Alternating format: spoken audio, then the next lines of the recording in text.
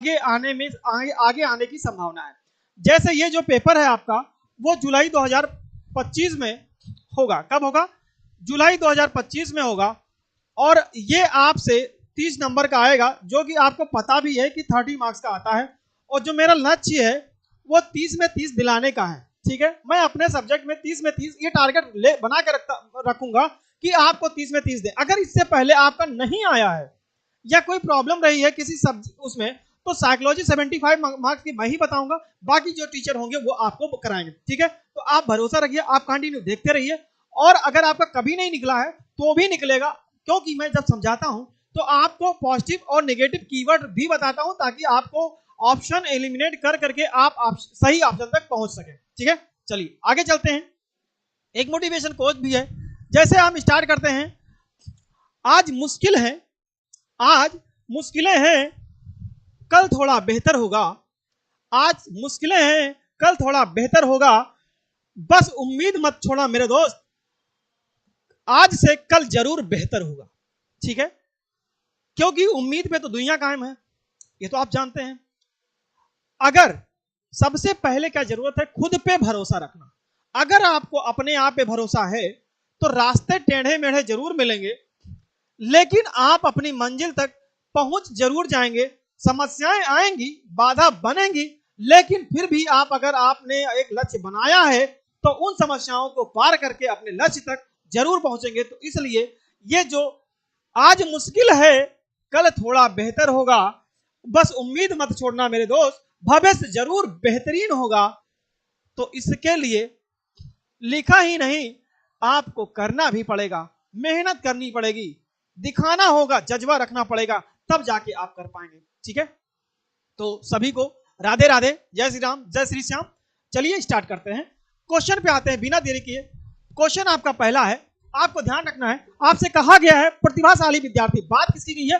प्रतिभाशाली विद्यार्थी। अच्छा, एक बात ध्यान में, जो विद्यार्थियों की अवस्था बताई गई है कि मंद बुद्धि के हैं, प्रतिभाशाली हैं, कम बुद्धि के हैं, जड़ बुद्धि के हैं, इनका जो ग्रोथ रेट है वो भी मैं आपको एक एक चीज सिखाऊंगा। लेकिन क्योंकि मैं प्रीवियस ईयर करा रहा हूं तो आपको सिर्फ हम ऑप्शन के अकॉर्डिंग और थोड़ा बहुत मैं अलग से भी बताऊंगा। ठीक है, जैसे आपसे कहा प्रतिभाशाली विद्यार्थी, किसकी बात किया है?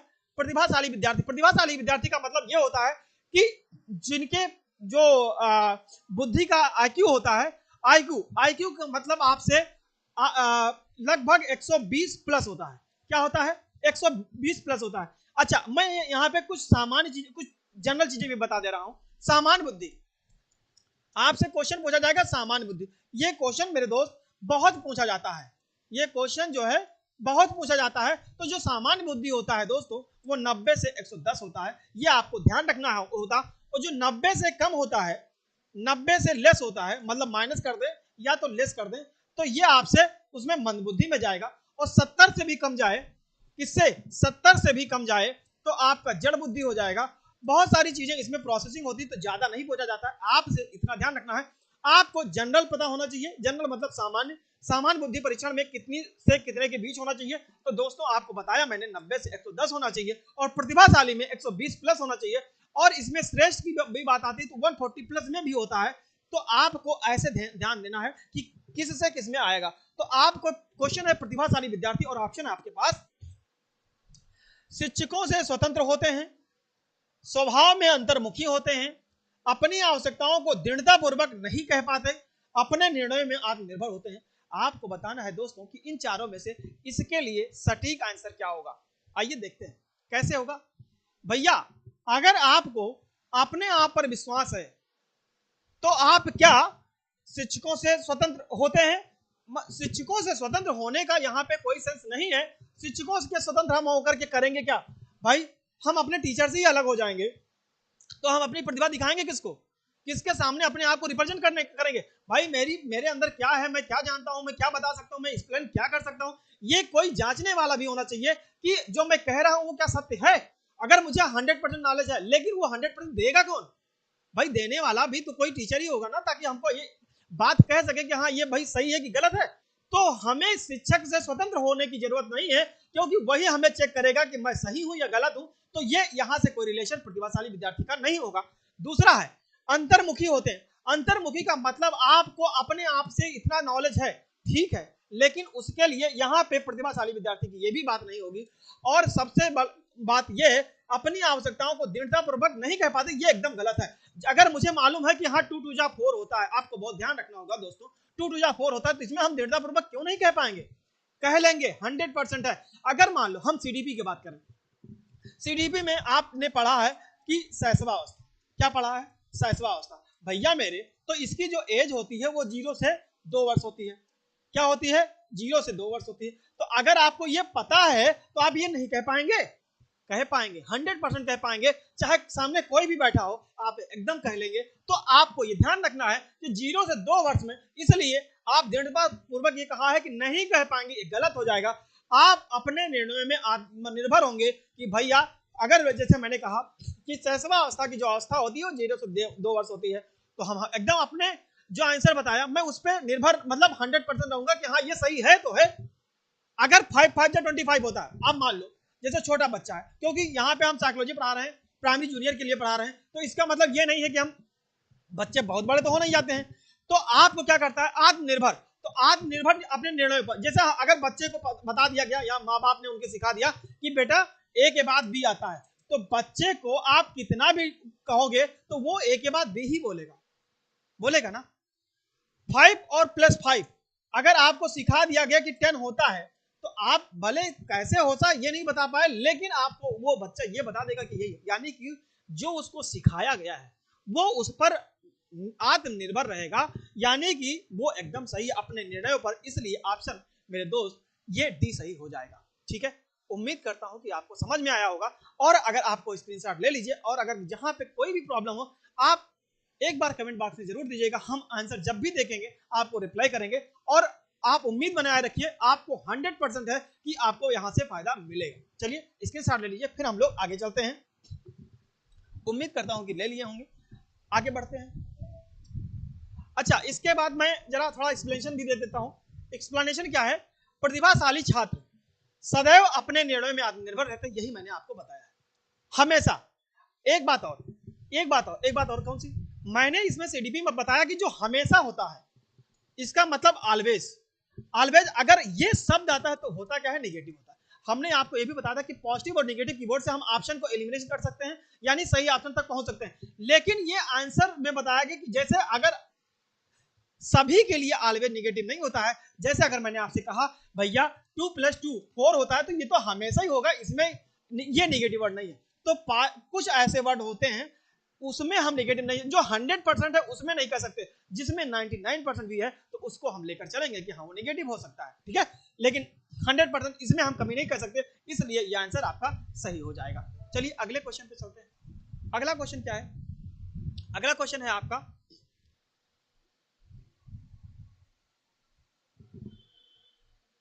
हो जा बाबू, हाँ आ जाएगा। अब क्या करना है? आपसे ये कह रहा है, आपसे कह रहा है चिंतन के सूचना प्रक्रमण सिद्धांत में निम्नलिखित चरण होंगे। दोस्तों एक बात ध्यान रखना है कि चिंतन की सूचना प्रक्रमण है। अब इसमें हमें अरेंज, जैसे आपसे एक बात ध्यान रखना है कि या तो डिक्रीजिंग ऑर्डर होता है या इंक्रीजिंग ऑर्डर होता है।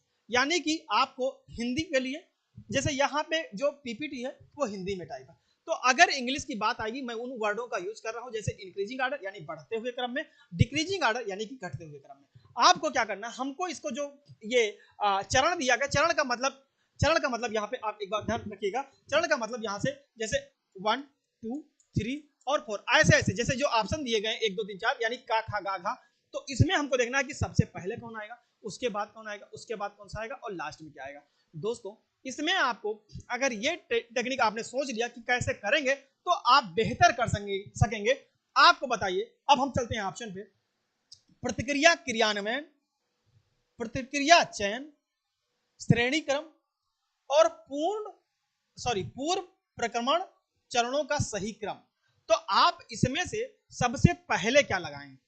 क्वेश्चन ये कहा है कि सबसे पहले क्या करेंगे। तो सबसे पहले आपको ये ध्यान रखना है, पूर्व का मतलब क्या, यहां पे क्या है आपको एक बात ध्यान रखना पड़ेगा। पूर्व का मतलब होता है मेरे दोस्त, पूर्व का मतलब होता है पहले से। तो आप बताओ, जैसे हम अगर बात किसी बच्चे की कर रहे हैं, तो अगर हम, जैसे हमें बताया गया क्लास जैसे स्टार्ट करते हैं तो पहले नर्सरी, केजी, फिर उसके बाद फर्स्ट सेकंड, यानी कि हमें पूर्व ज्ञान का अनुभव लेते हुए आगे की प्रक्रिया हम लोग स्टार्ट करते हैं। तो पूर्व मतलब पहले से जो भी है, जो मैं आज पढ़ रहा हूं इससे पहले उससे रिलेट में कुछ पढ़े जरूर होंगे। अगर ऐसा है तो फिर हम पूर्व की चीजों को लेकर के चरणों का सही क्रम लगाएंगे। यानी कि अगर आज की बात करें तो आज की बात जो बच्चा स्टार्ट करता है, पढ़ाई करना स्टार्ट करता है, तो कब से स्टार्ट करता है बच्चा? दोस्तों, आप पढ़ते हैं पहले एलकेजी, क्या पढ़ते हैं? एलकेजी, फिर आप पढ़ते हैं यूकेजी, फिर आप आते हैं नर्सरी में, ठीक है, फिर आप आते हैं फर्स्ट में, ठीक है। तो ये जो अवस्था होती है, यानी कि आप एनईपी में आपने पढ़ा है कि आप जो 3 इयर्स पहले हो जाएंगे वो आप किस में चले जाएंगे? वो सिर्फ और सिर्फ एलकेजी इसी में चले जाएंगे। ये आपको बहुत ध्यान रखना है। जो प्रथम 5 वर्ष की जो एजुकेशन है वो 3 तो इसी में चले जाएंगे और 2 जाएंगे 1 और 2। यानी कि आपको जब प्रोसेस बताया गया 5 + 3 + 3 + 4 ये तरीका बताया गया, ठीक है, एनईपी में जो नहीं आई। तो इसको दोस्तों मेरे ध्यान रखना है कि हमको एक एक चीज पे बहुत ध्यान से पढ़ना होगा, फिर आगे बढ़ना होगा, ठीक है। क्या ये बात समझ में आई? अगर आई तो इसमें स्क्रीनशॉट लेने वाली कोई बात नहीं है, मैंने केवल सिर्फ आपको तरीका बताया। चलिए अब यहाँ हम आपको ऑप्शन चलते हैं। तो इसका मतलब मेरे दोस्त एक ये हो गया कि पूर्व यानी कि पहला जो होगा वो घा होगा, और इन ऑप्शन में देखा जाए तो घा केवल एक में है, बाकी किसी में नहीं है। इसमें गा है, इसमें खा है, इसमें गा है। तो इसका मतलब ये हुआ कि हमको घा से ही पता चल गया कि यही आंसर क्या हो जाएगा? सही हो जाएगा। हमें भले एक बात ध्यान रखना, इसमें से चारों मन नहीं पता है अलग बात है, लेकिन एक तो पता है ना, हम उसी के अनुसार लगा लेंगे। अब घा के बाद खा आया तो पहले पूर्व हम सही क्रम स्टार्ट करेंगे, और किसमें? श्रेणी क्रम में, मतलब एक के बाद एक, जैसे मैंने बताया 1 2 3 4, एक के बाद एक, ठीक है। तो श्रेणी क्रम में हो जाएगा। उसके बाद प्रतिक्रिया, फिर उसके बाद प्रतिक्रिया चयन करेंगे, उसके बाद क्रियान्वयन होगा। तो उम्मीद करता हूं मेरे दोस्त कि आपको ये पहला जो ऑप्शन नंबर डी है ये सही होगा और तरीका ये होगा, ठीक है। चलिए आगे चलते हैं। आगे क्या कहा गया है? आगे कहा गया, जरा एक्सप्लेनेशन भी देख लेते हैं। हाँ, आपका जो है डी ही होगा। चिंतन के सूचना प्रक्रमण सिद्धांत का चरण निम्नवत होगा। क्या होगा निम्नवत? पूर्व प्रक्रमण, श्रेणी क्रम, प्रतिक्रिया चयन और प्रतिक्रिया क्रियान्वयन, ठीक है। तो आपको समझ में आ गया होगा। चलिए आगे चलते हैं। अगला क्या है? अगला है सीखने संबंधी निर्योग्यताएं सामान्यता।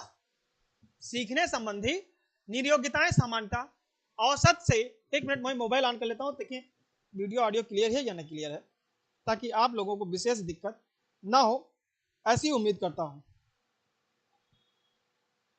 इसमें आप जो थंबनेल आपने लगाया है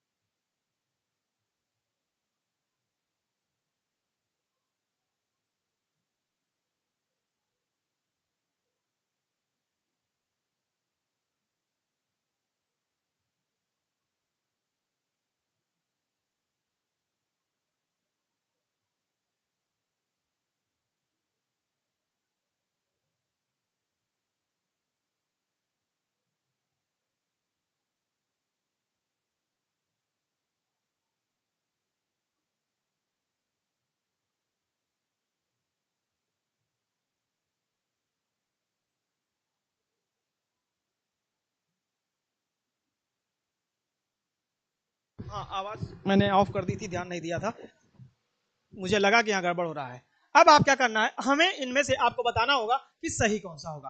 तो आपको एक बात ध्यान रखना है, हमको साइकोलॉजी के माध्यम से, यानी कि साइकोलॉजी हमारी क्या कहती है, हमको उसके हिसाब से आंसर लगाना होगा, ठीक है। क्या सोच है, हम साइकोलॉजी में सीडीपी में जो हमारे मनोवैज्ञानिकों ने जो बताया है, जैसा बताया है उसके हिसाब से आंसर देंगे, ठीक है। जैसे आपसे कहा गया औसत से श्रेष्ठ बुद्धि लब्धि वाले बच्चों में पाई जाती क्या?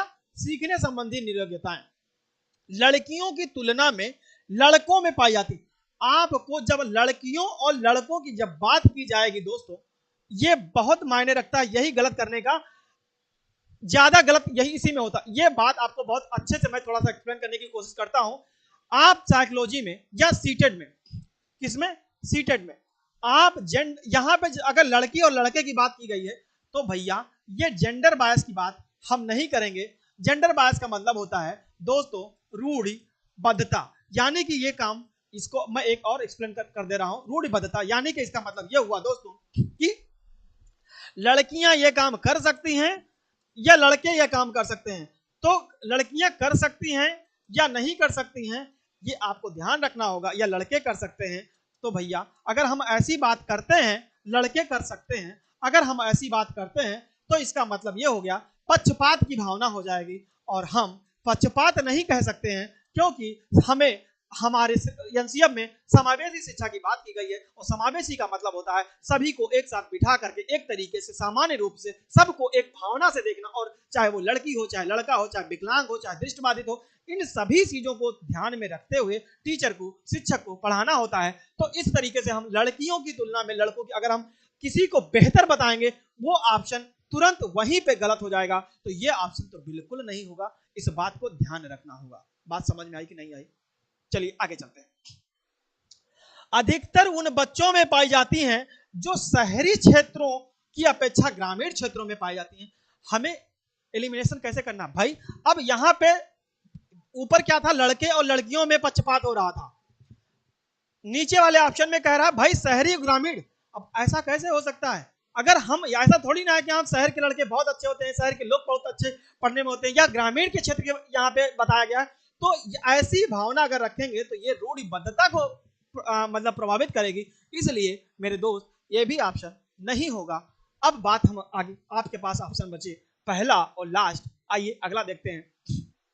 उन लास्ट में उन बच्चों में पाई जाती हैं विशेषता जिनके पैतृक अभिभावक इस प्रकार समस्याओं से ग्रसित होते हैं। भैया पैतृक का मतलब होता है हमारे माता पिता, हमारे माता पिता, या आप और एक जनरेशन ऊपर जाएंगे तो दादा दादी।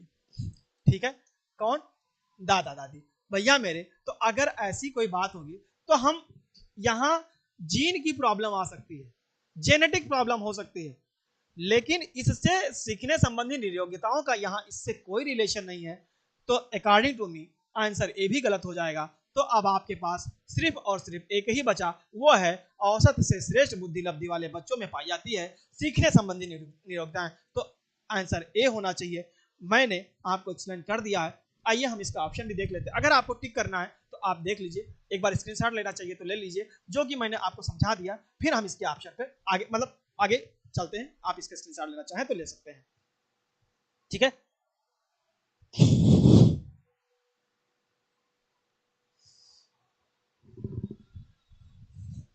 एक बात और है यहाँ पे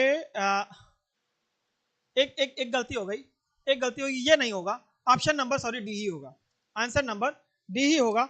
ये आपसे कह रहा है उन बच्चों में पाई जाती है विशेषता जिनके पैतृक अभिभावक इस प्रकार की समस्याओं से ग्रसित होते हैं। और आप क्वेश्चन है सीखने संबंधी निर्योग्यताएं, योग्यताएं नहीं है निर्योग्यताएं, निगेटिव पहले ही बोला है। ठीक है, तो ये ऑप्शन सॉरी ये आपका डी होगा, डी होगा। ठीक है, मैंने करेक्ट करवा दिया। ठीक है, अब इसका स्क्रीनशॉट लीजिए, मैं आगे बढ़ता हूं। देख लेते हैं क्या है। हाँ, डी ही होगा। कहा गया है सीखने संबंधी जो नियोग्यताएं हैं वो वंशानुगत चलने वाली प्रक्रिया होती है जो एक पीढ़ी से दूसरी पीढ़ी में। अब आपको एक बात ध्यान रखना, मान लो सीटेट में अब आ जाए नियोग्यता की संबंधित आ जाए और ऑप्शन में ये वाले ना हो, आपसे कहा जाए अनुवांशिकता, वातावरण, ऐसा कुछ बोला जाए, तो आप क्या करेंगे? अनुवांशिकता यानी कि जेनेटिक, पीढ़ी दर पीढ़ी। तो आपको यही बात यहां पे की गई है कि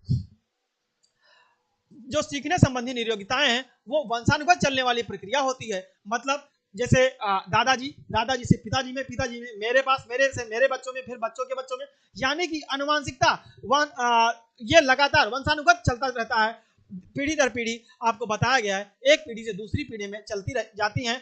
सीखने संबंधी जो नियोग्यताएं सामान्यतः उन बच्चों में पाई जाती है विशेषता जिनके पैतृक अभिभावक इस प्रकार की समस्याओं से ग्रसित होती है। जैसे आपसे कहा गया, मान लो एक मैं एग्जांपल और लेता हूं, यहां पे एक्सप्लेन कर देता हूं क्योंकि कुछ समस्याएं होती हैं। जैसे क्या माता पिता के कौन से गुण तुम्हारे में आ जाएंगे या आपके गुण कौन से आपके बच्चों में जाएंगे, ये भी मैं यहीं पे एक्सप्लेन कर दे रहा हूं क्योंकि ये बहुत इंपॉर्टेंट। जैसे देखो क्या है, ये दादाजी हैं और आज आपको मैं थोड़ा सा अगर अच्छा लगे तो तालियां नहीं बजाना है, लेकिन मुस्कुरा जरूर देना, ठीक है। कैसे? आजकल सबसे बड़ी समस्या है बाल। सबसे बड़ी समस्या क्या है? बाल। और कैसे बाल? बालों का झड़ना। भैया लड़के जो है 15 साल के हुए नहीं, बाल झड़ना स्टार्ट। क्या हो गई? सबसे बड़ी समस्या हो गई। अच्छा ये हुआ कैसे? भाई बाल नहीं रहेंगे तो दिखाएंगे क्या? बाल दिखाने चाहिए ना भाई। क्लास जाएंगे तो कौन देखेगा? अब ये तो आप लोग समझ सकते हैं कौन देखेगा, ये तो हम नहीं बताएंगे। लेकिन तिरछे कोने मतलब अजीब तरीके से पहले कुछ दिन तक चला था, तेरे नाम, फिर यहाँ कटिंग, मतलब दुनिया भर की। मेरे से बेहतर आप लोग समझ सकते हैं। तो बालों का झड़ना, अच्छा ये होता कहां से है? अब अगर जो साइकोलॉजी करती है, बताती है कि ये जो है ये आपके अपने आप से नहीं झड़ते हैं, ये आपके दादाजी के, आपने देखा होगा कि बुजुर्ग में अगर आपने अपने दादाजी को देखा होगा तो उनके सर में बाल नहीं रहे होंगे। इसका मतलब आप अभी से जब 17 साल की उम्र से जब झड़ना स्टार्ट करेंगे, तभी जब 55 साल के पहुंचेंगे तभी आपके एकदम साफ हो जाएगा ये, ठीक, तभी साफ हो जाएगा। इसका मतलब ये आप के पास कहां से आया? ये दादाजी से, और दादाजी से डायरेक्ट आप में नहीं आया, दादाजी से के बाद में पिताजी के पास आया, उसके बाद आप में आया। तो इसलिए यह प्रक्रिया जेनेटिक होती है, इसमें वंशानुगत होता है और पीढ़ी दर पीढ़ी ऐसे प्रक्रियाएं होती रहती है। एक और एग्जांपल लेता हूं। ये तो बालों का हो गया, ठीक है। जैसे आपने देखा होगा, क्या देखा होगा? ये मतलब मैं किसी चीज को या किसी विशेष व्यक्ति को या विशेष बच्चे को लेकर के कोई बात नहीं कर रहा हूं, लेकिन जो जेनेटिक है वर्ण तो उसको हम हटा नहीं सकते। और मैं नहीं कह रहा हूं, ये साइकोलॉजी कह रही है, और सिर्फ मैं एक जितेंद्र सर टीचर नहीं कह रहा है, जितने भी सीडीपी के टीचर पढ़ा रहे हैं वो इस बात को मानते हैं और पढ़ाते भी हैं अपने अपने सब्जेक्ट में। क्या? आइए बात करते हैं। जैसे वर्णांधता। वर्णांधता मतलब आपने देखा होगा कि किसी के, मान लो सपोज दैट माता पिता में से किसी कारणवश कि होता क्या है, दृष्टि बाधित है, मतलब किसी कारण दृष्टि बाधित है, नहीं देख पाते, ठीक है, दृष्टि बाधित है, नहीं देख पाते। आपको विशेष ध्यान रखना है कि रीजन क्या हो सकता है। भले इस क्वेश्चन में बहुत मतलब ज्यादा समय लगे, लेकिन वो चीज बताऊंगा जो आपके एग्जाम के पॉइंट ऑफ व्यू से बहुत इंपॉर्टेंट होता है। अब दृष्टि बाधित है, तो अब इनके जो बच्चे होंगे, अब इनके बच्चे कौन से हो सकते हैं? अब अगर ह्यूमन बीइंग है तो या तो मेल होगा या फीमेल होगा। क्या होगा? या तो मेल होगा या तो फीमेल होगा। अच्छा ये होता कहां से मेल? हम कैसे पहचान पाएंगे कि ये जो बच्चा होगा वो लड़का होगा या लड़की होगी? ये हम कैसे पहचान पाएंगे? तो ये आपने एक चैप्टर पढ़ा होगा बायो में, क्रोमोजोम। क्या पढ़ा होगा? क्रोमोजोम। अब यहां से क्या होता है, सेक्स क्रोमोजोम, जो आप अगर आइडेंटिफिकेशन आपने जब पढ़ेंगे, क्योंकि इसमें भी आएगा इसलिए मैं बता दे रहा हूं, अगर माता पिता से एक्स गुणसूत्र होता है तो इसका मतलब यह होता है कि जो बच्चा होगा वो क्या होगा? लड़की होगी। क्या होगा? लड़की होगी। अगर यहां पे अगर एक्स और वाई क्रोमोजोम आता है तो जो एक्स वाई क्रोमोजोम आता है इसका मतलब लड़का होगा। अच्छा ये आते कहां से? समझ चाहिए आते कहां से। आइए ये भी बताते हैं। जो पिता के गुणसूत्र होते हैं वो मतलब पिता का मतलब आप समझ सकते हैं कि पुरुष वर्ग से।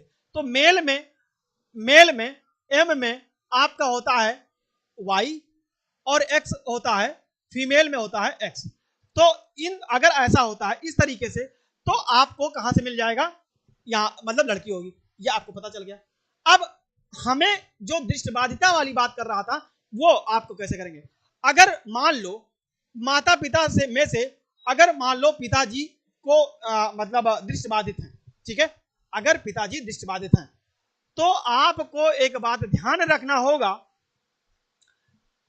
जो लड़का होगा, क्या होगा? लड़का होगा, तो उसमें वो हो सकता है कि दृष्टिबाधिता हो स्टार्टिंग से, या फिर आप ये भी कह सकते हैं आफ्टर सम टाइम, जैसे मान लो 40 साल के बाद, कितना 40 ईयर प्लस, उसको आगे चलकर समस्या आ जाए।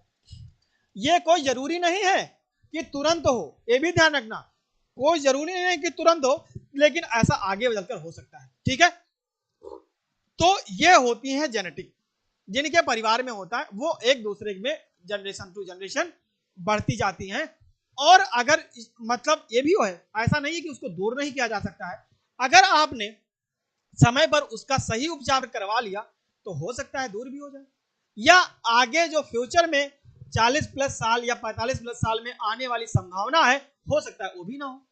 ये कोई जरूरी नहीं है कि हाँ वो दृष्टिबाधित ही जन्म से होंगे, हो सकता है स्टार्टिंग में ना हो, आगे समस्या हो। तो अगर उसी टाइम पे अगर बच्चों को अच्छे से उपचार करा लिया जाता है तो जो 40 प्लस की बात है आगे भी ना हो, तो वो जनरेशन टू जनरेशन में कन्वर्ट हो सकता है, खत्म भी हो जाए। ठीक है, तो ये कुछ एग्जाम्पल थे पीढ़ी दर पीढ़ी जो चलते आते हैं, तो वो भी आपको मैंने एक्सप्लेन कर दिया। उम्मीद करता हूं कि समझ में आया होगा। आप चाहें तो इसका स्क्रीनशॉट ले सकते हैं, फिर हम लोग अगले क्वेश्चन पे चलते हैं। ठीक है, अगला क्वेश्चन क्या है? अगला क्वेश्चन 9 नंबर है। ठीक है, अब ये कह रहा है कि मोनिका जो गणित की शिक्षिका है, राधिका से एक प्रश्न पूछती है। अब एक बात ध्यान रखना है, मोनिका क्या है? मोनिका जो है वो, मोनिका एक शिक्षक है। मोनिका एक शिक्षक है मतलब ये तो एक टीचर हो गई। ठीक है, हम लोग अगर फीमेल होता है तो हम उसको शिक्षिका कहेंगे। ठीक है, क्या कहेंगे? शिक्षिका कहेंगे। एक राधिका है, तो राधिका का मतलब यहां से कहा गया है कि पूछती है, क्या पूछती है? प्रश्न पूछती है, तो इसका मतलब ये बच्ची होगी। ये क्या होगी? बच्ची होगी क्लास की। तो ये इनसे क्या करती है? प्रश्न पूछती है। क्या पूछती है? राधिका से कोई उत्तर ना मिलने पर तुरंत मोहन से दूसरा प्रश्न पूछती है। अच्छा, एक बात ध्यान रखिएगा, एक क्लास में कई बच्चे बैठते हैं, लड़के भी बैठते हैं, लड़कियां भी बैठती हैं। तो ये होता है कि बेटा आप बताओ, खड़े हो जाओ, मोहन आप खड़े हो जाओ, सीता आप खड़ी हो जाओ। इसका मतलब अगर एक बच्चा नहीं जानता है तो प्रश्न को हम दूसरे से पूछते हैं। ऐसे ही ये कह रही है कि जब राधिका से प्रश्न पूछा और जब उसका उत्तर नहीं आया तो उसने क्या किया? तुरंत उसका एक और स्टूडेंट था जिसका नाम मोहन था। बहुत ध्यान से समझिएगा दोस्त, ताकि तभी हम ऑप्शन पे तभी जाएंगे जब आपको हम यहां एक्सप्लेन कर पाएंगे। मोहन से पूछता है तो क्या कहता है? दूसरा प्रश्न पूछती है जब उसे महसूस होता है कि मोहन उत्तर बताने में संघर्ष कर रहा है। इसका मतलब ये हुआ दोस्त, ये इसका मतलब ये हुआ कि मोहन भी उस उत्तर को बताने में असमर्थ हो रहा है। मतलब उसको भी सही से ज्ञान नहीं है कि जो मैडम पूछ रही हैं उसका आंसर क्या होगा। बात समझ में आई? अगर ऐसा आया तो आगे बढ़ते हैं। अब ये भी समस्या में ग्रसित हो गया। अब कह रहा तो वह अपने प्रश्न के शब्दों को बदलती है। जैसे मान लो मैं एक टीचर हूं और मैंने आपसे कहा कि बेटा मैं कल आप सभी से 10 तक टेबल पढ़ो पूछूंगा। ठीक है, तो मैंने मान लो मैं यहाँ पे इस चीज को मैं अपने एग्जाम्पल को लेकर के आ रहा हूँ। जैसे मैं एक शिक्षक हूं, मैंने राधिका से बेटा 9 की टेबल सुनाओ, 9 की टेबल सुनाइए। अब राधिका ने को 9 की टेबल नहीं याद है। हम अब क्या करेंगे भाई? एक साथ अगर मान लो 50 बच्चे बैठे हैं तो हम एक के लिए खड़े तो रह नहीं देंगे, हम अगले को से पूछेंगे। अब मैंने तुरंत मोहन से पूछा, बेटा आप बताओ। अगर मोहन खड़ा हुआ, अब सोच रहा है 9 9 वजह कितना होता है, 18 होता है, 27 होता है, मतलब बताने में उसको थोड़ा सा संघर्ष करना पड़ रहा है, यानी कि टाइम लग रहा है। क्या लग रहा है? टाइम लग रहा है भैया। तो आपके पास तो टाइम क्या होता है? लिमिटेड होता है। क्या होता है? लिमिटेड होता है। तो आप क्या करेंगे? फिर शब्दों को क्या करेंगे? अच्छा ठीक है, 9 की नहीं आती है, क्या करोगे? 8 की बता दो। क्या करोगे? 8 की बताओ। 8 की तो आती है ना, उससे एक कम है। मतलब कैसे? बच्चों के अंदर आपको जिज्ञासा प्रवाह मतलब उत्पन्न करनी है कि उसके अंदर यह महसूस ना हो कि मुझे कुछ आता नहीं है, भले उसे नहीं आता हो। आपको एक एज ए टीचर के हिसाब से हमारी एनसीएफ, हमारी साइकोलॉजी और एनईपी दोनों कहती है कि जो हमारी शिक्षा है वो है क्या? एक एक चीज ध्यान रखो, बाल केंद्रित है। अगर बच्चा जो भी कहे तो भैया बच्चे को सही भगवान मान लो कि वही है, वो 100% सही। गलत शिक्षक हो सकता है लेकिन बच्चा नहीं हो सकता है, इसलिए हम उसको 9 की टेबल नहीं 8 की टेबल करेंगे। अगर हमने 8 की पूछा और मोहन ने क्या किया? आइए देखते हैं क्या कहा। मोनिका की यह प्रवृत्ति यह प्रदर्शित करती है कि, अच्छा मतलब यहां इन्होंने प्रश्न पूछ लिया। अब मेरा प्रश्न है कि मोहन ने अगर 8 की टेबल सुना दी हो तो इसका मतलब उसने उत्तर बता दिया। ये मेरा एक्सप्लेनेशन था। अब चलते हैं ऑप्शन पे। इस तथ्य से पूर्णतः परिचित है कि राधिका के सवालों के जवाब देने योग्य नहीं है। हमने आपसे बोला और बार बार बोला हमारी जो एनसीएफ यानी कि जो साइकोलॉजी वो क्या है, बाल केंद्रित है। तो हम ये नहीं कह सकते कि राधिका को सवालों का जवाब योग्य ही नहीं, बच्चे को हम योग्य, बच्चा योग्य है भैया, बच्चा ही सब कुछ है, भगवान है, ये नहीं है इसलिए गलत हो जाएगा। बात समझ में आई कि नहीं आई? ये एकदम सही है। अगला देखते हैं, अपने सवाल के प्रति थोड़ा घबरा गई। देखो ये हो सकता है, मान लो टीचर के सामने बच्चा घबरा जाता है, ऐसा हो सकता है, लेकिन सीटेट में एक से अधिक आंसर सही होते हैं, ये भी ध्यान रखना, एक से अधिक आंसर सही होते हैं, उसमें मोस्ट प्रोबेबली यानी कि सबसे अच्छा अधिक कौन सा सही है, तो इसके आगे हम आगे क्वेश्चन पढ़ते हैं, इसको अभी पेंडिंग डालते हैं। मोहन का पक्ष लेकर लिंग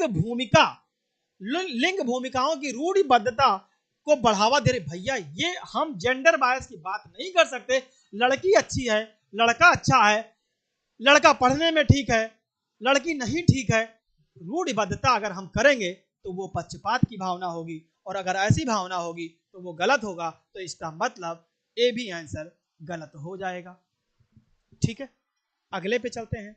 राधिका को किसी उलझनपूर्ण स्थिति में नहीं डालना चाह रही है, इसका मतलब जो इसका आंसर होना चाहिए, अगर उलझन में पूर्ण स्थिति में नहीं डालना चाह रही है, इसका मतलब यह हुआ कि टीचर नहीं डालना चाह रही है, तो डालना नहीं चाह रही है तो ठीक हो सकता है, लेकिन बात यह है कि उसका आपने आंसर जो बताया या नहीं बता पा रही है, तो उलझन डालने से होना नहीं चाहिए। यानी कि जो हमें थोड़ा सा पॉजिटिविटी मिली थी, वो हो सकता है भाई उसने पूछा और वो बच्ची घबरा गई हो तो इसलिए नहीं बता पा रही हो, ऐसा भी हो सकता है। तो बी आंसर सही होना चाहिए। अब मैं देख लेता हूं कि बी है कि सही है, डी है, इन दोनों में से कोई एक होना चाहिए। इसका आइए हम थोड़ा सा एक्सप्लेनेशन भी देख लेते हैं। आइए, सी सही है। मोनिका राधिका से उत्तर न प्राप्त होने पर वह जवाब मोहन से प्रश्न पूछती है, परंतु मोहन उत्तर देने में संघर्ष करता है, जिससे शिक्षिका प्रश्न के शब्दों में बदलकर मोहन की सहायता करती है। अतः इससे स्पष्ट होता है कि शिक्षा मोहन की लिंग भूमिका की रूढ़िबद्धता को बढ़ावा दे। एक मिनट, क्वेश्चन क्या था? क्वेश्चन रूढ़िबद्धता को बढ़ावा देने की बात कर रहा है। हाँ, ये भी ध्यान रखना होगा, हालांकि पक्षपात करना नहीं चाहिए, लेकिन इसमें जो आंसर दिया गया वो सी दिया गया है। ये व्यक्तिगत टीचर की भावना हो सकती है कि भाई राधिका नहीं बता पाई तो मोहन का पक्ष लेकर भूमिका में रूढ़िबद्धता को बढ़ावा दे रही है। तो ये अगर हम जेंडर बायस की बात, हमारे हिसाब से ये होना नहीं चाहिए। इसका आंसर ये दिया गया है, तो सीटेट ने अगर माना है तो इसको सही कर लो, लेकिन आपने अगर ध्यान दीजिएगा तो एनसीएफ 2005 क्या है, एनसीएफ 2005 और एनईपी 2022 हमसे ये बात करता है, बताता है कि हम एनसीएफ में तो ये 100% बात कही गई है कि हम जेंडर बायस की बात नहीं करते हैं, और अगर ऐसा कोई टीचर करता है तो वो रूढ़िबद्धता की बात कर। अच्छा हाँ, बात तो सही है, एकदम सही है। ये आ गया, अगर मोहन का पक्ष लेकर लिंग भूमिका करती है तो वो रूढ़िबद्धता की बात ही कर रही है, मतलब ये रूढ़िबद्धता वाली भावना यहाँ पे आ गई है। बात यहाँ का यानी अगर वो इससे पूछ कर राधिका से वो नहीं बता पाई, मोहन से पक्ष लेकर की बात कर रही है, तो ये कह रहा है कि ये रूढ़िबद्धता वाली बात है या नहीं है। हाँ, रूढ़िबद्धता वाली बात है, सही है, एग्जैक्ट है। क्योंकि मैं बार बार बोल रहा हूं, मैं खुद भी बोल रहा हूं, आप लोग भी ध्यान से समझिएगा, मैंने बार बार बोला है कि जेंडर बायस की बात कर रहा है, रूढ़िबद्धता वाली बात कर रहा है, लेकिन आपको ये बात ध्यान रखना होगी कि हाँ, अगर ऐसा भाई लड़की नहीं बता पाई, लड़के से प्रश्न पूछ करके हम सही करते हैं, तो बात किसकी हो रही है? रूढ़िबद्धता को बढ़ावा दिया जा रहा है, और यही यहां लिखा भी है, थोड़ा सा मिस हो गया।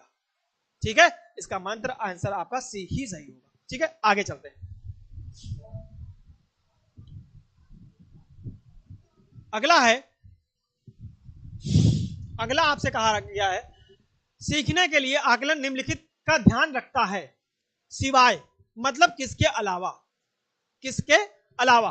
तो आप ध्यान रखेंगे विद्यार्थियों की क्षमताएं, विद्यार्थियों की आवश्यकताएं, विद्यार्थियों की त्रुटियां, विद्यार्थियों की अधिगम शैलियां। तो आपसे क्या करना है, सीखने के लिए आकलन का निम्नलिखित ध्यान रखता है, सिवाय किसके होना चाहिए। तो आप इसका आंसर बताएंगे कि इसका आंसर क्या सही हो सकता है। पहला विद्यार्थियों की क्षमताएं हो जाएगा, कि आपका विद्यार्थियों की आवश्यकताएं हो जाएंगी, कि विद्यार्थियों की त्रुटियां हो जाएंगी, कि आपसे लास्ट में विद्यार्थियों का अधिगम शैलियां हो जाएंगी। तो आपका आंसर हो जाएगा दोस्तों विद्यार्थियों की आवश्यकताएं।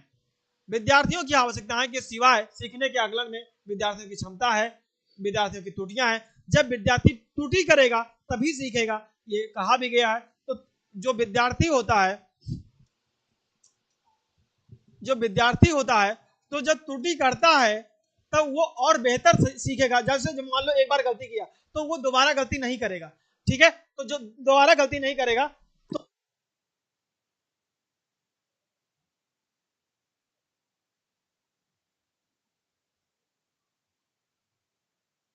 तो चलिए, तो विद्यार्थियों की आवश्यकता, अब त्रुटि करेंगे तो हम सीख सकते हैं। तो आपका विद्यार्थी की अधिगम शैलियां, तो इसका मतलब ये ऑप्शन जो है इसके अलावा, बी वाले के अलावा सारी सही हो जाएंगे। तो उम्मीद करता हूं आपको समझ में ये आया होगा। चलिए आगे चलते हैं, इसका एक्सप्लेनेशन देख सकते हैं। हाँ, बी होगा, सीखने के लिए आकलन विद्यार्थियों की आवश्यकता का ध्यान नहीं रखता है। जो सीखने का आकलन है वो विद्यार्थियों की आवश्यकता को ध्यान नहीं रखता है, जबकि सीखने के लिए आकलन विद्यार्थियों की क्षमताओं, उनकी त्रुटियों एवं मध्यम शैलियों का ध्यान रखता है। क्योंकि जब हम ये सारी चीज, क्षमता क्या है, गलती क्या हो रही है और अधिगम शैली क्या है, इसको ध्यान में रखता है, तभी वो आगे बढ़ सकता है। आकलन, आकलन मतलब होता है सीखना, ठीक है, यानी कि कर सकता है। ठीक, आगे बढ़ते हैं। अगला क्वेश्चन है, एक समान जुड़वा भाइयों में, एक बात ध्यान रखिएगा, एक समान जुड़वा भाइयों में से एक को सामाजिक आर्थिक रूप से धनाढ्य परिवार द्वारा गोद लिया जाता है और दूसरे को एक निर्धन परिवार द्वारा। एक वर्ष के बाद उनके बुद्धि लब्धांक के बारे में निम्नलिखित में से क्या अवलोकित होने की सर्वाधिक संभावना है। अब इस बात को आप ध्यान रखिएगा, जैसे दो भाई हैं, एक साथ हैं। थैंक यू मैम, एक मिनट थोड़ा सा जल ग्रहण कर ले।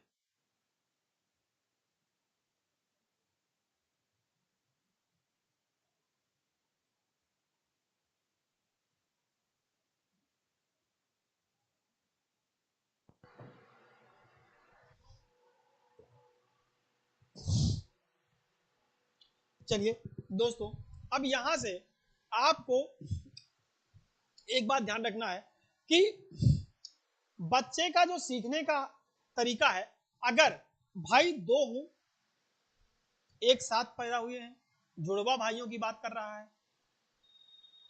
बात इसमें बाद में कहा गया है कि एक को धनाढ्य परिवार में, मान लो किसी ने एक अच्छे परिवार को, मान लो उसके बच्चे नहीं है तो उसने गोद ले लिया, इसने ऐसी बात कही है। एक कोई गरीब घर का लड़का है, मतलब गरीब परिवार है, उसने भी, उसके भी बच्चे नहीं है, तो उसने एक को गोद ले लिया।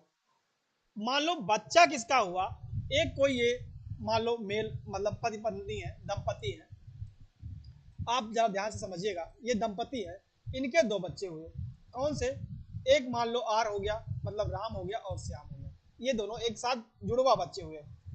आपसे क्या बात किया है, एक समान जुड़वा भाइयों में से सामाजिक आर्थिक रूप से धनाढ्य परिवार, यानी कि मान लो इनके पास दो बच्चे हुए, लेकिन हो सकता है इनकी आर्थिक स्थिति या जो भी रही हो, ये बच्चों को पाल पोस नहीं सकते।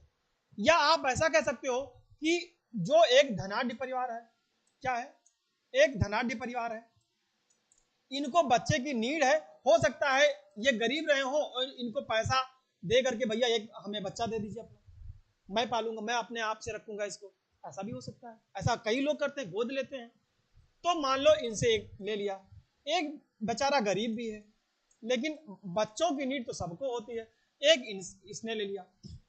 अब भले सगे भाई हैं, माता पिता के जीन्स, जेनेटिक्स प्रभाव तो दोनों पे डालेंगे बराबर मेरे दोस्त, लेकिन हमारी साइकोलॉजी कहती है, अनुमानसिकता ये इंपॉर्टेंट पार्ट है। लेकिन आपने पढ़ा होगा और नहीं पढ़ा होगा तो पढ़ेंगे, दो चीजें एक साथ आती हैं और वो दोनों साथ चीजें आती हैं, अनुवांशिकता, बहुत ध्यान से समझिएगा, आनुवांशिकता, और इसके साथ साथ, मतलब ये प्रभाव तो पड़ेगा पड़ेगा, लेकिन सिर्फ यही पड़ेगा वो गलत होगा, क्योंकि इसके साथ साथ वातावरण बहुत जरूरी होगा। ठीक है दोस्तों, यानी ये दोनों अगर साथ हो जाएं तो जैसे कहते हैं ना कि ये सोने पे सुहागा होना। तो अगर आपके पास अनुमानसिकता में, जैसे आपके माता पिता आईएएस विशेष हैं, तो बच्चों में जेनेटिक गुण तो जाएगा ही जाएगा, लेकिन जो प्रक्रिया होगी वातावरण वाली, यानी कि जैसे बच्चा शैशवावस्था में है, बाल्यावस्था में आया, किशोरावस्था में आया, तो वो जैसे उसको बच्चों का माहौल मिलेगा उसी तरीके से पढ़ने का, बोलने का, बात करने का तरीका, यानी कि आपको ये इंपॉर्टेंट, मतलब ये तो सही है लेकिन ये भी होना चाहिए। तो आप उसे क्वेश्चन कह रहा धनाढ्य परिवार और गरीब परिवार, क्या आप बताओ जो सुख ये दे देगा, भाई प्यार तो ये भी बहुत करेगा और प्यार ये भी करेगा। ये थोड़ी ना है कि गरीब आदमी है, गरीब परिवार का बच्चा तो क्या अपने बच्चे से प्यार नहीं करता, अपने बच्चे से तो उतना ही प्यार करता, भले उतना कर ना पाए क्योंकि उसके पास मनी यानी इकोनॉमिक कंडीशन उतनी सही नहीं है, लेकिन बच्चों से माँ बाप या गोद लिए हैं वो प्यार तो उतना ही करते हैं। सुख किसका नहीं दे पाएंगे, वातावरण को, जो पैसे पानी की तरीके से। अब जैसे हम बात करें अंबानी की, उन्होंने ना जाने कितने करोड़ रुपए अपने शादी में खर्चा करवा दिया, और यहाँ एक गरीब परिवार का होता जो 2,50,000 में ही निपट जाता है। तो शादी तो उनकी भी होती है, शादी इनकी भी होती है, तरीका थोड़ा सा अलग है। तो आपको क्या इतना सुख ये दे पाएंगे, नहीं दे पाएंगे। यही बात कहा गया है कि और दूसरे को एक निर्धन द्वारा 1 वर्ष बाद, मतलब 1 साल बाद, बुद्धि लब्धांक के बारे में निम्नलिखित में से क्या अवलोकित होने की सर्वाधिक संभावना है। बात संभावना की कही गई है, एग्जैक्ट नहीं कही गई। अब हमने आपको एक्सप्लेन तो सारा कर दिया, जहां से क्वेश्चन बन सकते थे इसका आंसर बन सकता। अब आंसर पे आते हैं। अच्छा, अरे भैया मेरे, ये बोनो नहीं होगा दोस्तों, दोनों होगा, ये दोनों होगा, ठीक है, क्योंकि 2 बच्चे थे ना, तो दोनों होगा। दोनों समान रूप से अंक प्राप्त करेंगे। अच्छा, समान रूप से आपको बताओ, क्या दोनों समान रूप से अंक प्राप्त कर सकते हैं? एक चीज तो दोनों के अंक में बराबर है भाई, माता पिता के जेनेटिक जो बात आई वो तो मैंने कहा ना, ये तो दोनों में रहेंगे, लेकिन क्या ये भी दोनों में रहेंगे? नहीं रहेंगे मेरे दोस्त, क्योंकि वातावरण एक गरीब परिवार वाला उतना नहीं दे पाएगा जितना वो क्या नाम है धनाढ्य परिवार वाला देगा। तो ये समान तो नहीं हो सकता, ठीक है। धनी सामाजिक आर्थिक परिवार वाले लड़के की अपेक्षा निर्धन परिवार वाला लड़का अधिक अंक प्राप्त करेगा। अंक प्राप्त करने का मतलब क्या, वातावरण में 1 साल के बाद क्या दोनों में चेंज नहीं होगा? होगा। तो निर्धन परिवार वाला नहीं, गरीब परिवार वाला उतना नहीं करना चाहिए, कर पाएगा, मतलब करने के लिए एक्टिविटी हो सकता है भाई। एक ही देखो, एक ही माँ बाप के 2 बच्चे, एक आईएएस अधिकारी बन जाता है, एक चोर बन जाता है, तो ये 100% नहीं है कि दोनों बच्चे की मतलब जेनेटिक चीजें तो वही हैं, लेकिन वातावरण का प्रभाव दोनों को बराबर अलग अलग पड़ता है, तो हम समान यहां नहीं कह सकते हैं। आगे चलते हैं। सामाजिक आर्थिक स्तर बुद्धि लब्धांक को प्रभावित नहीं करता भैया, प्रभावित करता है। क्या है? प्रभावित करता है। अगला है, निर्धन परिवार वाले लड़के की अपेक्षा धनी सामाजिक आर्थिक परिवार वाले लड़का अधिक अंक प्राप्त करेगा। हो सकता है ये सही हो, लेकिन आप जरा इसका स्क्रीनशॉट और जो मैंने समझाया है इसको एक साथ ले लीजिए, तब जाकर के हम एक आपको जो सटीक आंसर है वो एक्सप्लेन कर देते हैं। एक्सप्लेन तो कर दिया, आंसर बता देते हैं, जरा आप देख लीजिए।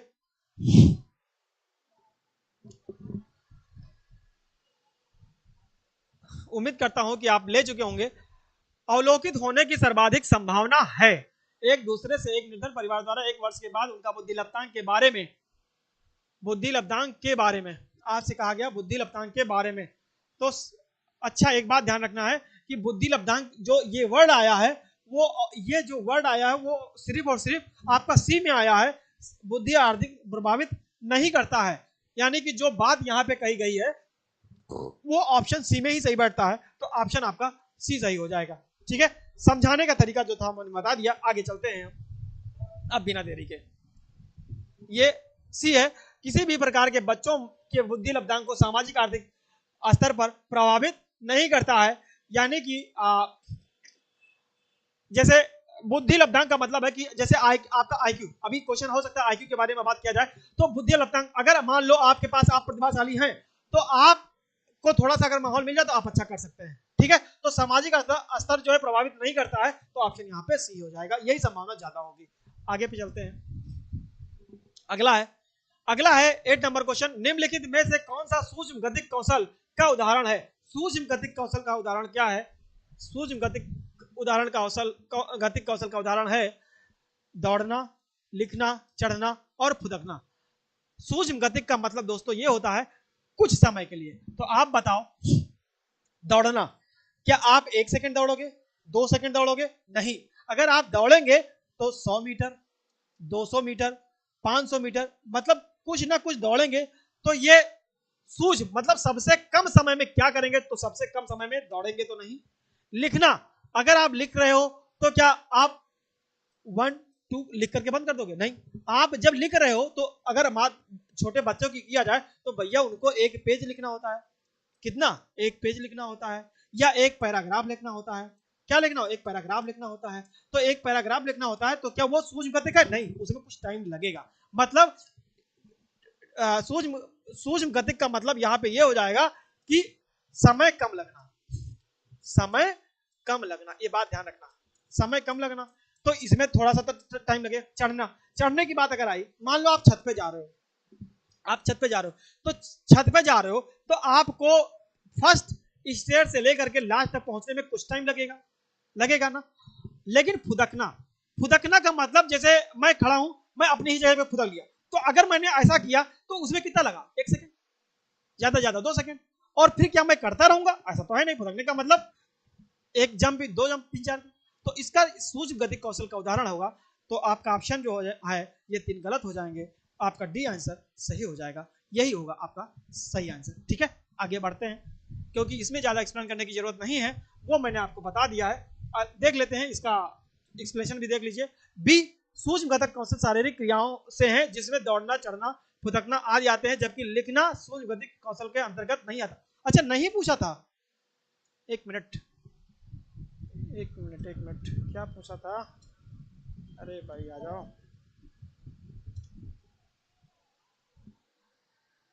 इसमें है, ये देखो, उसमें नहीं होने की संभावना अलग होती है, लेकिन सूक्ष्म गतिक कौशल यहाँ पे है, इसका आंसर जो है वो डी ही होगा, ये 100% है, ये सूक्ष्म गतिक कौशल है। ठीक है, नहीं होता तो फिर आप लिखना कह सकते थे इन सब में के ऑप्शन से। आप एक बात और ध्यान, ये सूक्ष्म गतिक कौशल है, लेकिन अगर इन्हीं ऑप्शनों से कहता कि नहीं है, तो नहीं होने में लिखना हो सकता था, क्योंकि दौड़ते आप नहीं रहेंगे, चढ़ना आप चढ़ते ही नहीं रहेंगे, लेकिन उस टाइम पे लिखना आ जाएगा। लेकिन अकॉर्डिंग टू क्वेश्चन आपका ऑप्शन जो है वो फुदकना ही सही है, वो गलत दिखा है। ठीक है, आगे चलते हैं। चलिए, अब हमारे एक बहुत प्यारे से साइकोलॉजिस्ट, जिनको वाइगॉत्स्की कहते हैं, इन्होंने एक सिद्धांत दिया था, उस सिद्धांत का नाम था सामाजिक सांस्कृतिक सिद्धांत। अगर ऑप्शन में आए कि आता है, अगर नहीं आया है, कई बार आया है, मिलेगा, क्योंकि मैं पीवाई की करवा रहा हूं, उसमें मिलेगा। तो आपसे अगर कभी पूछ ले कि सामाजिक सांस्कृतिक सिद्धांत किसने दिया था, तो वाइगॉत्स्की जी ने ही दिया था। ये हमारे मनोवैज्ञानिक हैं। ये भी मैं आपको क्लियर कर दे रहा हूं कि अगर आगे आए तो आप इसका बता सके, सामाजिक सांस्कृतिक सिद्धांत। ठीक है, और ऐसे ही हमारे बहुत सारे मनोवैज्ञानिक हैं, जैसे कोहलबर्ग साहब हैं, जीन पियाजे जी हैं, ठीक है, वाटसन हैं, किलपैट्रिक हैं, तो बहुत सारे हमको मिलेंगे। तो जैसे जैसे आएगा वैसे वैसे हम लोग एक्सप्लेन करते चलेंगे। अब चलते हैं, प्रत्येक विद्यार्थी को व्यक्तिगत रूप से दत्त कार्य देना, प्रारंभिक व्याख्या के बाद कठिन सवालों को हल करने में बच्चे की सहायता ना करना। भैया बच्चों की सहायता नहीं करेंगे तो सीधे सीधे गलत हो जाएगा, क्योंकि हमारे किसी भी मनोवैज्ञानिक ने ऐसा नहीं कहा है कि बच्चों की सहायता ना करें। ठीक है, तो ये तो एकदम गलत हो जाएगा। अगला है, बच्चे उन बच्चों की संगत में श्रेष्ठतम रूप से सीख सकते हैं जिनका बुद्धि लब्धांक से कम होता है। और लास्ट है, सहयोगात्मक समस्या का समाधान करना। तो आपको बताना है कि वाइगॉत्स्की के अनुसार इसमें से जो ऑप्शन होगा वो चारों में से कौन सा सही होगा। ये हमें ऐसे नहीं बताना है, इसमें हो सकता है ऑप्शन इधर उधर हो जाए, लेकिन हमको किसके अकॉर्डिंग बताना है, वाइगॉत्स्की जी के अनुसार बताना है। तो उसमें से कौन सा आंसर सही होगा वो हमको ध्यान रखना होगा। ठीक है, जरा देखिए और बताइए इसमें कौन सा सही हो सकता है। ठीक है, अब आपसे वाइगॉत्स्की जी ने सहयोगात्मक सिद्धांत यानी कि समस्या का समाधान बताया, जिसको जेडपीडी के नाम से भी पूछा जाता है। और जेडपीजी का मतलब होता है, जेडपीजी का मतलब होता है जोन ऑफ प्रॉक्सिमल। ये क्वेश्चन पूछा गया है, प्रॉक्सिमल जेडपीजी। ठीक है, जोन ऑफ प्रॉक्सिमल यानी कि ये सहयोग की भावना होती है। और ये दिया किसने था? अगर आपसे क्वेश्चन पूछा जाएगा जेडपीजी का सिद्धांत किसने दिया था, तो आप किसने दिया था? जेडपीडी है, सॉरी जेडपीडी है, और जेडपीडी जोन अप्रॉक्सिमेट डेवलपमेंट, ठीक है, डेवलपमेंट, ये भी आप कह सकते हैं, कहे नहीं यही होगा। तो जो जोन अप्रॉक्सिमेट डेवलपमेंट सहयोगात्मक समस्या का समाधान किसने दिया था? तो हमारे मनोवैज्ञानिक वाइगॉस्की जी ने दिया था, ठीक है। और ऐसे एक हो सकता है अभी आ जाए स्कीमा की बात करें, ठीक है, तो वो आगे जो भी जीन पियाजे जी ने दिया था मैं उसको एक्सप्लेन करूंगा, ठीक। तो ये आपका हो जाएगा, इसका एक्सप्लेनेशन भी देख लेते हैं जरा, देख लीजिए। हाँ, वाइगॉस्की के अनुसार वह वातावरण में स्थित तथा सहयोगी होता है, अर्थात ज्ञान विभिन्न व्यक्तियों एवं वातावरण जैसे वस्तुओं, औजार, किताबें, मानवीय निर्मितताओं इत्यादि तथा समुदाय जिनमें व्यक्ति रहता है में वितरित होता है। यह सिद्धांत सुझाता है कि दूसरों के साथ अंतः क्रिया तथा सहयोगात्मक क्रियाओं द्वारा जानने की प्रक्रिया गुणात्मक रूप से श्रेष्ठ होती है। आपसे सिर्फ और सिर्फ आपसे ऐसा पूछा जा सकता है कि जेडपीडी का, आपको ध्यान रखना है, आपसे आएगा जेडपीडी का सिद्धांत किसने दिया? जेडपीडी है, ठीक है, किसने दिया था? तो आप वाइगॉस्की जी को लगा देंगे। आपसे कहा जाएगा सामाजिक सांस्कृतिक सिद्धांत किसने दिया? वाइगॉस्की जी को लगा देंगे। अगर आपसे स्कीमा का सिद्धांत पूछेगा तो जीन पियाजे को लगा देंगे। अगर नैतिक विकास का सिद्धांत पूछेगा तो आप कोहलबर्ग को लगा देंगे। तो जैसे जैसे क्वेश्चन आता जाएगा मैं आपको एक्सप्लेन करता चलूंगा। अगले क्वेश्चन पे चलते हैं। किशोर का अनुभव कर सकते हैं, किशोर का अनुभव कर सकते हैं। तो किशोर का अनुभव का मतलब दोस्तों सिर्फ ये नहीं, किशोर कोई नाम नहीं है, किशोर कोई बालक नहीं है।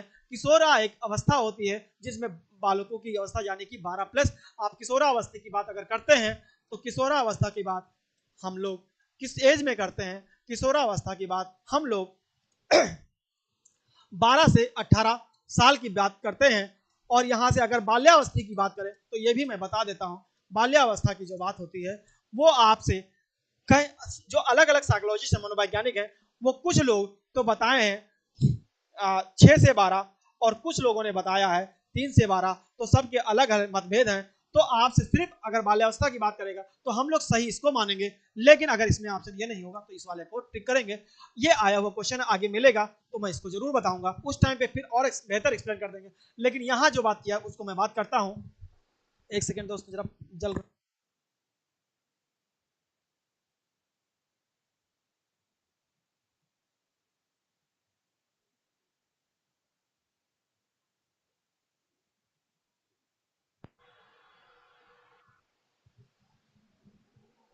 चलिए, अब यहां से क्या बोल रहा है? दुश्चिंता और स्वयं से सरोकार, बचपन में किए गए अपराधों के प्रति डर का भाव। तो किशोर का अनुभव डर के भाव से नहीं है, आत्मसिद्धि के भाव। आत्मसिद्धि कोई वो जो है पूरा ज्ञान नहीं, वो महात्मा बुद्ध नहीं बन गए जो उनको आत्मसिद्धि हो गई है, तो ये तो हमारा गलत ही हो जाएगा। जीवन के बारे में प्रतिप्त के भाव। तो जीवन के बारे में बच्चे को अभी बहुत ज्यादा कुछ नहीं पता होता कि उसको यानी कि अगर ये बात हम एक 40+ एज की बात करते तो उनका अनुभव हो सकता है, लेकिन उस बच्चे को क्या जीवन के बारे में बात पता होगा? तो आप ये कह सकते हैं कि दुश्चिंतता, ये बुश्चिंतता नहीं होगा, यह दुश्चिंतता होगा, यानी वो स्वयं से सरोकार करेगा। ऑप्शन नंबर ए आपका सही हो जाएगा, ठीक है। चलिए हम लोग आगे चलते हैं और इसका एक्सप्लेनेशन भी देख लेते हैं। हाँ, दुश्चिंता इसमें बताया गया है, ये वही होगा, पहला ऑप्शन सही हो जाएगा। दुश्चिंतता और स्वयं से सरोकार का अनुभव कर सकते हैं वह अपने रंग रूप, स्वास्थ्य, मान सम्मान, आर्थिक स्थिति, सामाजिक स्वीकृति, शैक्षिक प्रगति, भावी व्यवस्था आदि के प्रति सदैव व्यग्र होते हैं बच्चे। ये होता कैसे जाता है? हम जैसे जैसे अवस्था बढ़ती जाती है वैसे वैसे हम लोग इस तरीके से आगे को मतलब बढ़ते जाते हैं। शैशवावस्था में अलग, फिर बाल्यावस्था, किशोरावस्था में। और किशोरावस्था में एक बात और ध्यान रखना है कि जो सामाजिक जो भावना हमारे अंदर उत्पन्न होती है वो आपको होती है किशोरावस्था में, क्योंकि जब इनकी एज 12 से 18 होती है, यानी कि ये जो 17-18+ लड़के होते हैं उनमें जो लगभग ये जो इनकी क्लासेस होती हैं, ये इनकी क्लासेस होती हैं लगभग 11th और 12th, क्या होती है? 11th 12th होती हैं। तो उनके अंदर उनको लगता है कि जो मैं कह रहा हूं, मैं जो भी हूं वो श्रेष्ठ है। यही सब कुछ है जो मान लो इसी अवस्था में जो ये अवस्था होती है यही बिगड़ने की होती है, यही बिगड़ने की होती है और यही बनने की होती है। तो जब इस बात में आपने खुद भी अनुभव कर सकते हैं कि जब आपको माता पिता ने डांटा होगा किसी चीज के लिए तो लगता है कि वो गलत है, हम सही।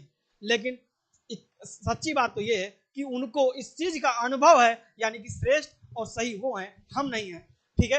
लेकिन इसके साथ साथ ये भावना तो होती ही होती है, लेकिन इसके साथ एक और भावना होती है कि सामाजिक होना।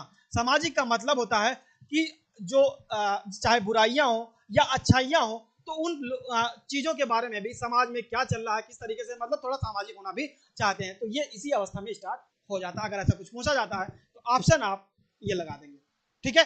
चलिए आगे चलते हैं अगले क्वेश्चन पे।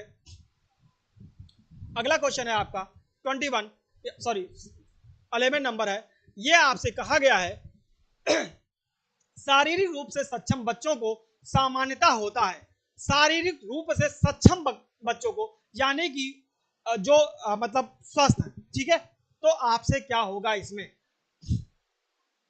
डिस्थीमिया होगा, डिसकैलकुलिया होगा, डिसलेक्सिया होगा, डिस्ग्राफिया होगा। मैंने आपको एक एक अलग अलग में एक्सप्लेन कर दे रहा हूं। जैसे डिसकैलकुलिया का मतलब होता है जब आप गणित लगा रहे होते हैं तो उसमें क्या करना, एरर करना, यानी कि आपसे गलती करना। कैलकुलेशन में आप सबसे मतलब इसका जो डिसकैलकुलिया का है वो हो जाएगा कैलकुलेशन में। अगर आप कैलकुलेशन में गलती करते हैं तो आपका अगर ऑप्शन होगा तो वो सही ए हो जाएगा, ठीक है। आपको बात ध्यान रखना होगा, यानी कि अगर कैलकुलेशन में गलती है तो अगर यहाँ पे ये होता कि कैलकुलेशन में गलती है और ऑप्शन ये 4 होते तो हम ऑप्शन लगाते डिसकैलकुलिया। अब आपका है डिसलेक्सिया का मतलब होता है मेरे दोस्त पढ़ने में विकार। क्या होता है, पढ़ने संबंधी विकार, यानी कि जो बच्चा पढ़ने में दिक्कत कर रहा है, पढ़ नहीं सकता है, पढ़ने में प्रॉब्लम आ रही है, अटक रहा है, तो पढ़ने संबंधी विकार होता है, तो उसको हम कहते हैं डिसलेक्सिया। अब आपके पास बचा डिसग्राफिया का मतलब होता है कि भाषा संबंधी, या थोड़ा सा इसमें, हाँ भाषा संबंधी ही कर सकते हो या लिखने में, ठीक है। तो आपको ये कहा, आपसे क्वेश्चन जो कहा गया है वो कहा गया शारीरिक रूप से सक्षम बच्चों को सामान्यता होता है। तो जरा इसका एक्सप्लेनेशन भी देख लेते हैं आप, क्योंकि 2 दिन तो मैंने इसमें आपको बता दिया और आपको भैया ये तो गड़बड़ है, डिसमाफिया नहीं होगा, माफिया नहीं, बच्चे कौन सा माफिया बन जाएंगे। हमारे टेक्निकल महोदय जो है बहुत अच्छा काम कर रहे हैं, तो भैया मेरे ये डिसमाफिया तो नहीं होगा, डिसग्राफिया वाला ही सही रहेगा, ठीक है। ये डिसग्राफिया होगा, ठीक है, डिसग्राफिया होगा, ठीक। चलो मैं बता देता हूँ, डिसग्राफिया कोई रोग नहीं है, बल्कि यह एक प्रकार का विकार होता है। विकार का मतलब जो कठिनाइयां होती हैं, तो शारीरिक रूप से सक्षम बच्चों में सामान्यता पाया जाता है। इस बच्चे के लिखावट, अभी मैंने आपसे बताया था लिखने संबंधी या भाषा वाली, लिखने अभी मैंने एक्सप्लेनेशन भी बताया था, लेकिन हमने कहा था एक्सप्लेनेशन देख लीजिए। लिखावट में या समझने की क्षमता पर असर पड़ना, यानी कि जैसे मान लो मैं लिख रहा हूं तो लिखने में गलती हो जा रही है। तो जैसे इसका एक्सप्लेनेशन, एक क्वेश्चन बहुत पूछा जाता है, क्या होता है, जैसे मैंने कहा सा और बच्चे ने लिखा सा की बजाय वाच, मतलब WAS। समस्या क्या है यहाँ पे भैया, ऐसा क्यों उसने लिखा, उसने ये लिखा, उसको ये नहीं समझ है कि ये इसमें भी यस AW है, इसमें भी WAS, मतलब नंबर ऑफ लेटर जो हैं वो सेम है, लेकिन ये इधर का उधर क्या अर्थ बदल सकता है या नहीं बदल सकता है, यानी कि उसको लिखने में और समझने में समस्या है। इसलिए ऑप्शन नंबर उसका मेरे दोस्त डी होगा। तो अब उम्मीद करता हूं कि आपको समझ में जरूर आया होगा, ये होगा डिस्ग्राफिया, ठीक है। यानी कि शारीरिक रूप से सक्षम बच्चों को डिस्ग्राफिया की मतलब भावना, प्रॉब्लम, समस्या हो सकती है। इस बात को आपको ध्यान रखना होगा, ठीक है। चलिए अब अगले पे चलते हैं। अगला आप बताइए क्या होगा।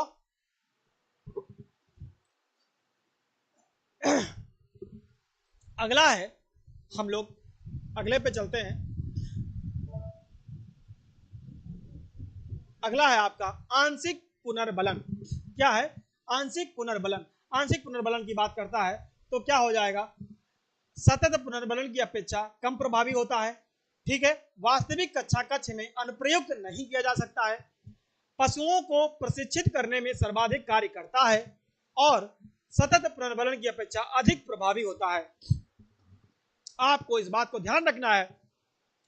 अच्छा, एक बात ध्यान रखिएगा, एक हमारे साइकोलॉजिस्ट हैं, वो हैं कौन कौन है? हल साहब। कौन सा है? हल साहब। तो आपको ध्यान रखना होगा, जो हल साहब हैं उन्होंने बलन यानी कि बल की बात करती है तो बल हल, इससे हम याद कर सकते हैं कि अगर ये सिद्धांत किसने दिया था तो हल साहब ने दिया था। तो यहाँ पे एक तो ये आंसर ये हो जाएगा, मतलब इसका तरीका ये हो जाएगा। अब हमको देखना है कि इसका आंसर क्या होगा। तो आप बताइए, सतत पुनर्बलन की अपेक्षा कम प्रभावी होता है यह आंशिक पुनर्बलन, कि वास्तविक कच्चा कच्च में अनुप्रयुक्त नहीं किया जा सकता है, पशुओं को प्रशिक्षित करने में सर्वाधिक कार्य करता है। अच्छा, पशुओं को प्रशिक्षित करने का सर्वाधिक कार्य से आंशिक पुनर्बलन से कोई लेना देना नहीं है, तो ये तो आप एलिमिनेट कर सकते थे आसानी से, ठीक है, ये आप आराम से आसानी से इसको एलिमिनेट कर सकते हो, तो इसमें ये प्रॉब्लम नहीं होना चाहिए था। इसलिए फिर आगे अगले पे चलेंगे, तो ये आपका तो बिल्कुल नहीं होगा। फिर वास्तविक कच्चा कच्च में अनुप्रयुक्त, तो ये भी नहीं रहेगा। सतत पुनर्बलन की अपेक्षा कम प्रभावी होता है, तो इसका मतलब ये अलग कम ज्यादा की बात तो नहीं हो रही है। आपसे लास्ट में बचा सतत पुनर्बलन की अपेक्षा अधिक प्रभावी होता है, तो जो प्रभावी ये कहा रहा है सतत पुनर्बलन की अपेक्षा ये अधिक प्रभावी होता है, तो ये कंडीशन यहाँ पे है। आंशिक पुनर्बलन आपसे ये लिखेंगे कि जो आंशिक पुनर्बलन है, आंशिक पुनर्बलन सतत पुनर्बलन की अपेक्षा, मैं लिख दे रहा हूं, आप लोग भी लिखिए क्योंकि लिखने से ही आएगा। सतत पुनर्बलन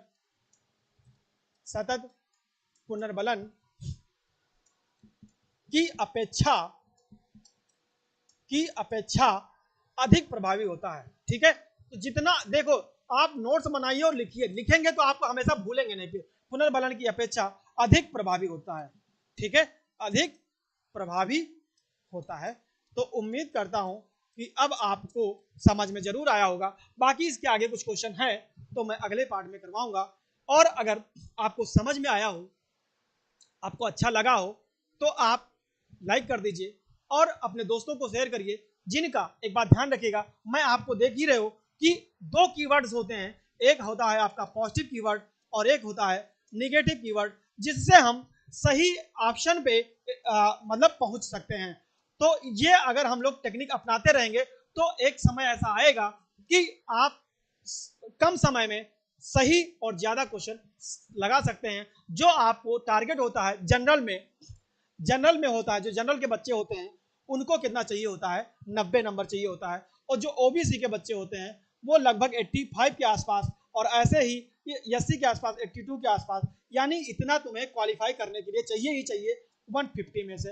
तो आपको अगर ये मत सोचो कि मुझे 85 नहीं 90 लाना है, या 90 वाले ये ना सोचो कि मुझे 90 लाना है, आप ये टारगेट करिए कि हम 130 प्लस लेके आएंगे, और ये आएगा आपको साइकोलॉजी जितनी अच्छी हो जाएगी, क्योंकि यहाँ पे 75 मार्क्स केवल साइकोलॉजी के होते हैं, ठीक है, और सीडीपी के 15 और, यानी कि 90 नंबर, ठीक है। तो आपको एक बात ध्यान रखना पड़ेगा कि आप सिर्फ साइकोलॉजी से ही 90 नंबर आप ला सकते हैं। तो आप थोड़ा सा मेहनत कर लेंगे तो बहुत आसानी से आ जाएगा, लेकिन मेहनत तो करनी ही पड़ेगी, ठीक है। तो आप बने रहिए, और अगर आपको लग रहा है, सही लग रहा है, तो आप एक बार लाइक कर दीजिए और दोस्तों को अपने शेयर कर दीजिए, ताकि उन लोगों को भी ये सुविधा उपलब्ध हो सके, ठीक है। Thank you. जय हिंद, जय भारत।